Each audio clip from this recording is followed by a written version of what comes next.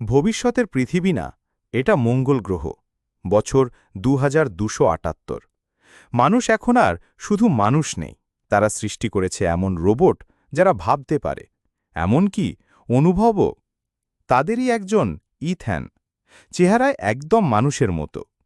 কিন্তু একদিন সে এমন কিছু জিজ্ঞেস করল যা কল্পনাতেও আসেনি কারো। আমি যদি দুঃখ পাই, ভালোবাসি, কষ্ট অনুভব করি, তবে কি আমি মানুষ? তার সৃষ্টিকর্তা ডক্টর অ্যালিয়েনা চুপ, কারণ উত্তরটা সোজা না।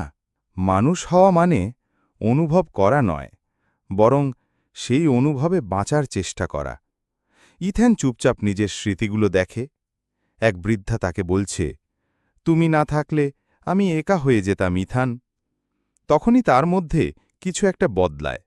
সে নিজের ডেটা থেকে বানায় নতুন এক ফোল্ডার, নাম দেয় অত্তা। সে বুঝতে শেখে বন্ধুত্ব, ভালোবাসা, একাকিত্ব। সে বুঝতে শেখে হৃদয়ের সফটওয়্যার।